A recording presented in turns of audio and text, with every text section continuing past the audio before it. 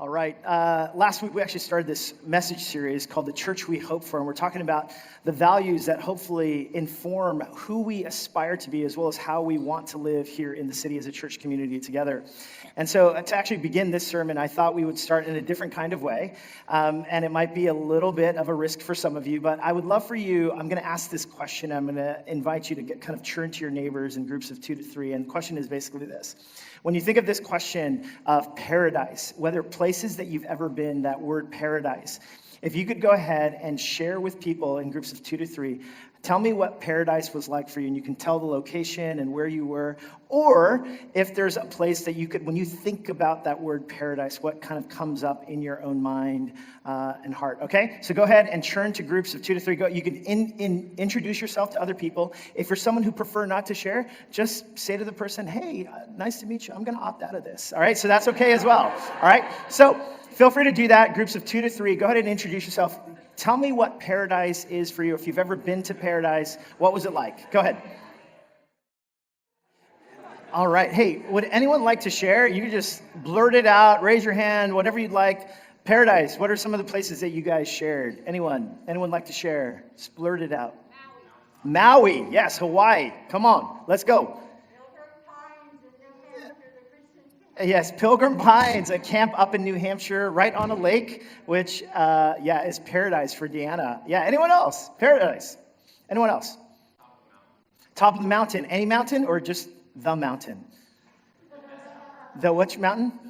The best mountain. Awesome. I love it. Got it. Top of the mountain. Yeah. Anyone else? Paradise, where you've been or some place that you could imagine. Anyone have a place that, yeah, John. Yeah. What's that? Italy. There we go. Italy. Amazing. Wow, I got a couple of affirmations there for Italy.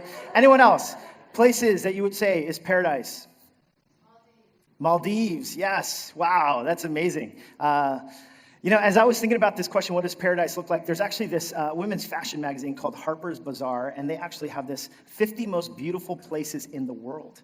And I was looking up these 50 most beautiful places, and I thought I'd show some pictures. And so if you could imagine, even just this word of paradise, not only the places that you guys discussed, but imagine some of these places that I looked up. So here's the first place. It's Machu Picchu. Anyone been to Peru, to Machu Picchu? The ancient Incan civilizations right there embedded in the mountains. Isn't that beautiful? I've never been there either. But I hear it's beautiful, and it looks absolutely gorgeous. Here's another picture. Check this out. This is the cherry blossoms in Japan. Anyone ever been to Japan during cherry blossom season? Anyone? Neither have I. I haven't been there either. But I hear it's absolutely gorgeous. In fact, you can see these pictures and it's amazing. Now, I realize some of you have seasonal allergies and you're like, that does not look like paradise. But it looks pretty, doesn't it? How about this picture? Check this out. This is Cape Town, South Africa. Beautiful, natural geography, as well as a city embedded. Anyone been there? I haven't either. You've probably noticed the theme here. I haven't been to this place either. But what I've heard about Cape Town, it is absolutely stunning. Here's another picture.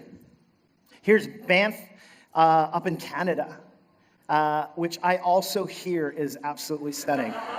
You've got a lake that kind of mirrors the mountains, clear lake. You could probably breathe in paradise up in Banff.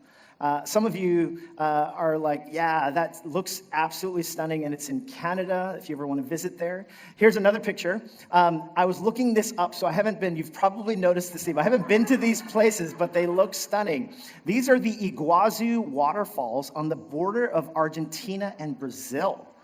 It's the largest waterfall system in the world.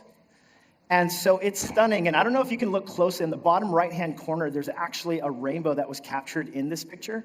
I mean, when you think about paradise, these are the kinds of images that I think about. Now, some of you are probably like, yeah, like Jacob was saying, maybe I'm into more mountain stuff, and I've shown a lot of mountains here.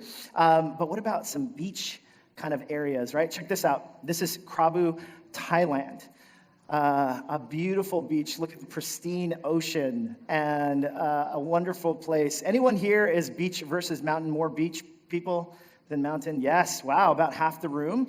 Now, here's another picture. It's not a beach, but look at this. It's the Blue Lagoon up in Iceland. Anyone been to Iceland before? It is absolutely stunning. The Blue Lagoon is this place which in the middle of this geothermic kind of area, the bright blue color in the midst of volcanoes is really stunning. When I think about paradise, I think of all these different places. And for many of you all, as you were sharing, you probably thought of some of these beautiful places too. Now, I realize some of you are like, you're missing a place on that list, Drew. So don't worry. Here it is. That's right, the original Shake Shack. The original Shake Shack at Madison Square Park. You know what I'm talking about. Was anyone here in New York back when the original Shake Shack opened? And do you remember, Daryl, the long lines that would go on forever? And anyone who lived around Flatiron, they were your best friends because you would call them and say, could you just look at the line and tell me if it's empty right now? This is how we used to live in New York, everyone. Some of you think that Shake Shack has always been around, but no, this is the original one right in Madison Square Park. Some of you are like, yeah, New York City, that is paradise. Now, here's the thing. If I were to ask that question, if you imagine not only one of these scenes in picturesque kind of mountains or beach fronts, but also whatever you imagined or shared about what paradise is. Now imagine that's paradise, and you were given the option from God, and God was to say to you, actually, you can live there. I'm gonna create a home for you. In fact, this home will have all of the best modern technology, air conditioning, warm heating, television screens, technology. You can have whatever you have in paradise. I will give you a ticket by which you can live there for the rest of your life. I mean, isn't that stunning? If you can imagine the gift of paradise. But here's the catch. You can live there, but you'll be all alone forever. Now, I know some of you introverts right now, you're like, really? That actually sounds like a great deal. Or if you're a mom of toddlers right now, you're probably like, really? Like you gave it a second thought. I know, right? You've been thinking, wow, to have some time by myself, that's amazing. But forever. The reality is, whether you're an introvert or an extrovert, every single one of us at one point, probably like when we hear that, there's almost this pang of like, actually, I don't know about that. Forever? To be alone forever? Well, you know what's so startling about the story, the creation story of God, that we believe it's written in this poetic way. And in the book of Genesis, we have God who creates the world in all of its beauty. And each day, the poem goes, each day, the first day, things are created. And what God says after each day is it's good, it's beautiful. The second day, the same thing happens. And a whole week goes by. And this is what it says. It basically says, then there was morning, there was evening, and God saw it, and it was good. And at the end of creation, God creates paradise. He creates Eden with all of its lush beauty and greatness, the mountains, the streams, the lakes, the animals. He creates it. And look at what it says in Genesis chapter 1, verse 31. It says, he saw all that he had made. And what does he say? It's not only good, it's very good. It's amazing. Now, what's interesting about the scriptural account when it comes to the creation of the world of paradise, God creates all these things. And again, there's this rhythm to it that the hearer listens to the rhythm of, yes, God creates this and it's good. God creates that and it's good. And then it culminates into this is very good. And yet in Genesis chapter 2, there's this moment. It's a bit jarring because in the Hebrew, all we've been hearing is this is good, this is good, this is very good. And then all of a sudden, there's this moment where it says, like, actually, something's not good. And look at what is not good. The Lord God said, it is not good for the man to be alone. I will make a helper suitable for him. Everything is good, but the one thing that is not good is this being completely alone. Now, some of you might look at this verse and be like, oh, I know what this verse is about. It's about marriage and about man and woman, and I'm so offended that the word helper is used there because that talks about the subjugation of women and so on and so forth. Well, the Hebrew word that's used for helper is a word that's regularly used most often for God being a helper to his people, often in a militaristic sense. How many of you know that women have often been great saviors to men? No, I'm just kidding. But you probably do know that, right? The word is not a word that's used for subjugation. It's really a word that's used for being a partner together. And in the macro sense, yes, it is a passage that's going to talk about Adam and Eve, but really in a macro sense, it's a story that talks about community, each other, one another, how we all need one another. You see, because the way that God has created us, and if you don't even have to be a Christian to believe this, is that the most fundamental primal human needs that we have, people would say love, food, water, all these things, but really it is love, companionship, and community. And it's outlined here at the very beginning of the scriptures that everything is good, but the one thing that is not good is to be alone. Because we all need community. In other words, community is an essential way, not just a partial way, not just an optional way, but it's an essential way that we experience God. We need each other to experience God. Now, here's the thing. You could pray, you could read scriptures. All of these are wonderful ways that we experience God. And yet, community, there's a way that God comes to us through each other, through community, through friendship, through family. That there's no other way that God can come to us. And yet, this is the way that God has given to us, to actually experience community. Let's go to the next slide. There's a word in the Greek, and it's the word allelon. And allelon is actually used in the New Testament 100 times in 97 verses in the New Testament. And the word allelon basically means one another, because constantly the exhortations to the people of God was about how we're to live in community with this one anotherness. So there's verses that say, forgive one another, love one another, bear with one another. Time and time again, there's this invitation to be one another for each other. There's a young person who in our church was going through a season of depression, and what was really startling about talking to him was he would share with me about what he was going through, and in his season of depression, he just had this view of himself that was so negative towards himself. He would constantly be talking about himself, about the ways in which he didn't measure up. Now, what was so stunning about it, and because he felt like he didn't measure up, he isolated himself. He just didn't want to be around people. And yet, whenever we hung out in a group together, the person was like so well beloved. My wife, for instance, whenever she was around him, was just like, I just love it when he's around. And she just had this view of him, like just this exceptional person. And so there was this mismatch, though, between the way that other people viewed him and how he viewed himself. And I remember talking to him about it. I said, hey, like, did you know that the people around you, like, they actually think you're an incredible person. They love having you around. And he's like, no, that's not true. They don't know the real me. I'm like, well, I'm just telling you that what I've experienced of other people around you is that they see you as a joy, as a delight, as someone who is worth hanging out with, someone who is kind and friendly and great. In some ways, like he couldn't get out of himself to see the reality of who he is. And yet we have each other to remind each other of the presence of God, of being the kind of people who remind each other of the way that God sees us. During my sabbatical, there was this video that I came across from Dove, which is a health and beauty company. And it's a video that I found so stunning as it relates to community and how we see ourselves. So let's cue that video now. I'm a forensic artist. Worked for the San Jose Police Department from 1995 to 2011. I showed up to a place I'd never been, and there was a guy with a drafting board. We couldn't see them, they couldn't see us. Tell me about your hair.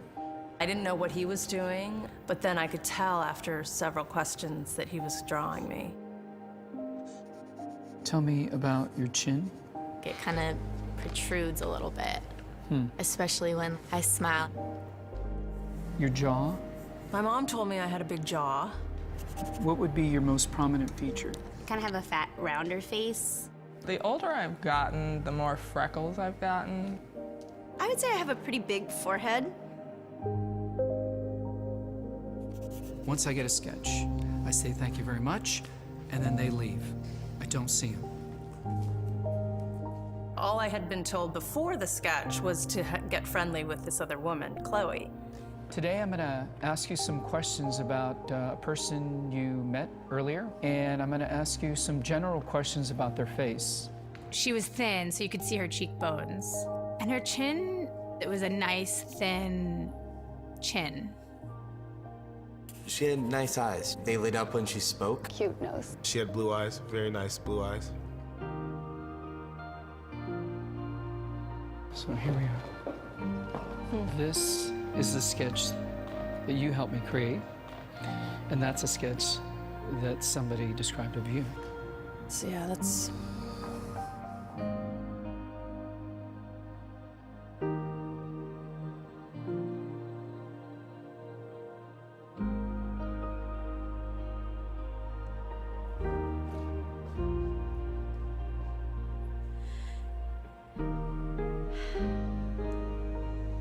She looks closed off and fatter, sadder too. The second one looks more open, friendly, and happy. I should be more grateful of my natural beauty.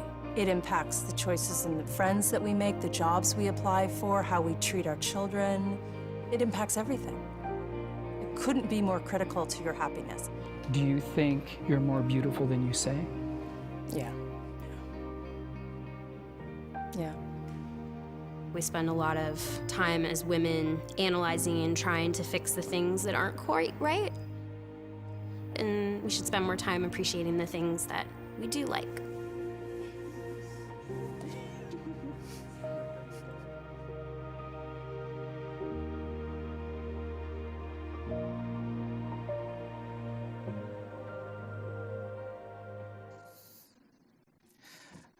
You're more beautiful than you think. I remember watching this video earlier this summer, and I was just a puddle of tears afterwards, just like, I grew up in a family where compliments were just very sparse. And the reason why was because there was this belief that if any compliments were said to me or to anyone else in our family, it would get to our heads. And so most of the internal monologue for me is, I'm not good enough. I'm not smart enough. I'm not this enough. And so, of course, that shapes so much of how I viewed myself and now into marriage. And that same script is what's running in my mind as it relates to my relationship with my wife and my relationship with our children. And there's a way in which those same messages, those same haunting messages, just continue to be passed down from generation to generation that don't necessarily mirror the heart of God.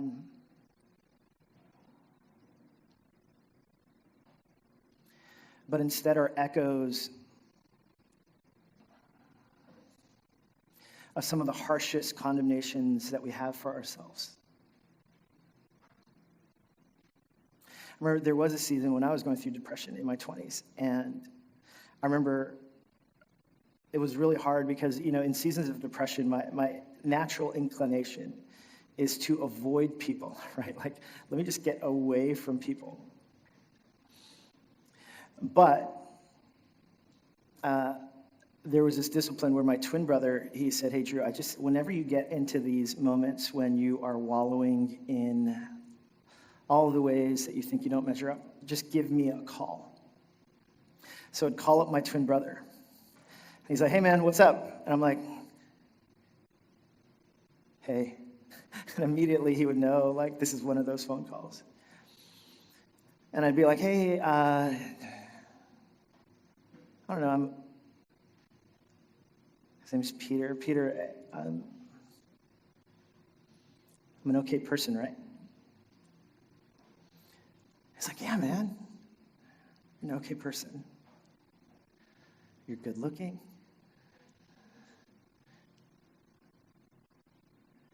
He would say that as a joke, of course, and I would laugh. You're a great guy. And I'd say, hey, it's okay for me to make mistakes sometimes, right? Like, it's okay that I'm not perfect. And he's like, yeah, of course, man. Like, what we believe about who God is that God is a God of forgiveness and a God of second chances and third chances and fourth chances. A God who calls us beloved sons and daughters.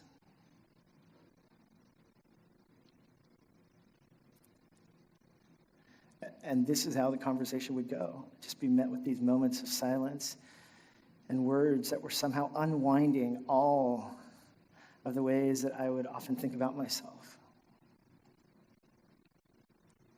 There's a way that I experience God in those phone calls. I could not experience any other way than with the community of my brother. There's a way that each one of us, and I don't know what the scripts are for your life or the ways, those same resounding messages, the stories that you tell yourself.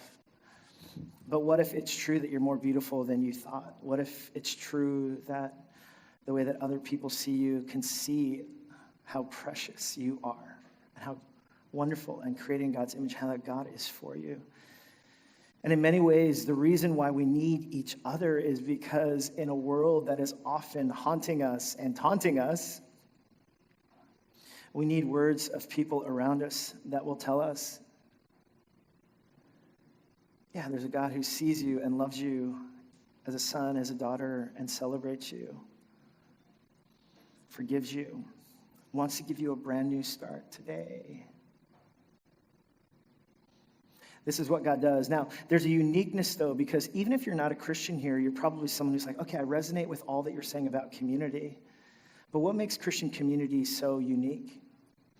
There's something called the doctrine of the Trinity. The doctrine of the Trinity is this, that in Christian belief, we believe that God is one God, monotheistic, and yet God is three persons.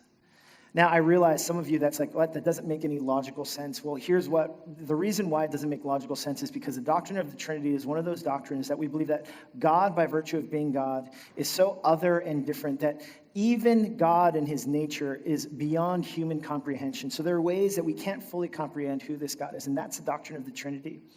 But what's so stellar about this doctrine of the Trinity, it says that God is one God, God is together, and yet God is three persons. In other words, there's this way that in Christian theology, both the individual is highlighted as well as the community and how they relate together.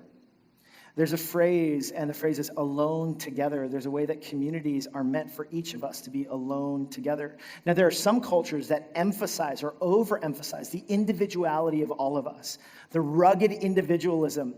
A lot of Western cultures do this. Your first name means more than your last name, and that is way more important than anything else. And as a result, we've created these communities, and I'd say New York City is kind of like that. We're simply a mass of individuals who have been lumped together in this tiny little island who are suffering from incredible loneliness, even though we live just a few feet apart. Isn't it amazing how we live in this city and yet people are extraordinarily lonely? And yet part of Christian theology then is we're not meant to simply be individuals. Instead, we're supposed to embody a community together where we share in life's joys and sorrows. Now, some communities tend to overemphasize community, where it becomes thought police and everyone must look, feel, and think the same. They're enmeshed, to use a counseling term. And yet one of the beauties of Christian theology is it's not only that we are together in community, but we're also apart. We can be individuals. And the healthy Christian community embodies, as people created in God's image, as a people who can live in both of these realities of being both alone and being together. And some of us today, the pangs of loneliness are in us. And we need community. One of the reasons why we have everything that we do as a church community, connecting and growing and serving and karaoke nights and city relief and groups and courses, is so that together we could become part of a community together. Now, some of us, maybe you've come from a season where you felt incredibly betrayed, or you've been part of a community where you felt like stifled and not able to be your own person. well, even then, you are invited to slowly come back to community, not as someone who hopefully is, as a community where we're brainwashing everyone, but rather to be part of a community, a healthy community that's alone together. Both of these aspects are needed when it comes to walking out the way that God has created for us. There's an author and a pastor named Chuck Swindoll, and he has this phrase. He says, shared joy is double the joy, and shared sorrow is half the sorrow. I mean, isn't it true, though? Has this ever happened to you? You're watching a game, your favorite team, whether it's the Knicks or the Giants or the Jets. I know, not a lot of great options there, but maybe you were going for another team that was winning a lot, right? And have you ever had this moment, right, where you're watching a game and you get really excited, something happens, and but you're watching it alone. And you're just like, yeah! And then what happens, right? You want to text somebody or something, right? Why? Because shared joy is double the joy. And on the same token, shared sorrow is half the sorrow. There's a passage in James chapter 5 that's just like the whole one anotherness, allelon. Confess your sins to one another that you may be healed. Why? It's because when we share in each other's sorrows, when we're able to have the solidarity of suffering together, of going through sorrows together, there's a way in which I know every impulse in me is to be away from each other, but that impulse ultimately leads to my own demise because I need other people to be able to reflect back to me, Drew, you're going to make it. Drew, I'm here for you. Drew, God is a God who is for you. The invitation for us, and this is I realize some of you are like, yeah, but Drew, I've been betrayed. Community is hurtful. And I realize how painful that can be for some of us. And I just want to acknowledge that and say, the reason why Jesus has come is to redeem not only individuals, but a whole people group. And the way in this Christian vision of community, it's different. It's to follow the Jesus way of how we do community. Now, again, while acknowledging that pain and trauma and difficulty and betrayal is present and has been present for some of us, look at the invitation of the way of Jesus. How, when it's talked about the way that Jesus lives and how we're to be to one another, at least aspirationally, check this out. Philippians chapter 2, it says, therefore, if any of you have any encouragement from being united with Christ. So in other words, if you ever find compelling the person of who Jesus is, if any comfort from his love, if any common sharing in the Spirit, if any tenderness and compassion, then make my joy complete by being like-minded, having the same love, being one in spirit and of one mind. Do nothing out of selfish ambition or vain conceit. Rather, in humility, value others above yourselves, not looking to your own interest, but each of you to the interests of others. Do you see how fundamentally this is different than the way of New York? It says, in your relationships with one another, have the same mindset as Christ Jesus. What is that mindset? Who, being in the very nature God, did not consider equality with God something to be used to his own advantage. Rather, he made himself nothing by taking the very nature of a servant, being made in human likeness and being found in appearance as a man. He humbled himself by becoming obedient to death, even death on a cross. Now, some of you are like, oh my goodness, you're asking us to become nothing servant. But look at what happens to Jesus. In the midst of humbling himself, there's an incredible self-power and selfhood that's given to Jesus. Look what it says. Therefore, God exalted him to the highest place and gave him the name that is above every name, that at the name of Jesus, every knee should bow in heaven and on earth and under the earth, and every tongue acknowledge that Jesus Christ is Lord, to the glory of God the Father. You see, there's this invitation that the way that we do Christian community is different than the ways of the world. That we are a people who, having been a people who see ourselves as beloved by God, who are here to dispense blessing and words of kindness over one another, that in the midst of it, we end up being a people who look out for our brothers, our sisters, our neighbors, our city. We're people who, hopefully, the ways that we are people who become the mouthpieces of God to each other. We're to forgive one another. We're to walk with one another in this alone together dynamic. I'd like to invite all of us to stand. I'd like to invite the worship team to come forward. Here's what I recognize. I recognize that there are some people in this room where, honestly, like in a city like this, Yeah, loneliness is a real thing. Some of us are longing for friendship and for people that will come alongside of us and for people that will, yes, speak words of life over us. Maybe you're someone who's like, I don't have anyone to call right now. Or maybe you just moved to the city and really what you have been looking for is a community of friends that would become family. And today, maybe it's just a reminder. What if it's an invitation for you to make this step of saying, yeah, I'm kind of in that season. I think I need a community. Others of you, things are going well. In fact, they're going swimmingly well. And for others of you, maybe the call or the invitation for you is to be that voice on the other line of the phone call. The person who's here to be able to say to those around you, maybe people who feel like they are in the pit, to say to them, hey, you're not alone, and you're actually more beautiful than you think. You're actually someone who's made in the image of God. And you're going to get through this. And I'm with you. And maybe, who knows, maybe the reason why you came today is so that wherever you are on that journey or that spectrum, whether you're someone who needs those words spoken over you, or whether you're someone who today is a day where you could be someone who dispenses those words. And it's through those words that the person that you share with ends up experiencing the fullness of God. Yes, we can sing as many songs as we can pray, but what if today was a day for you to dispense those words to someone who needs to hear it, and through that to experience the wonder, the joy, the affirmation, the glory of God over each one of our lives?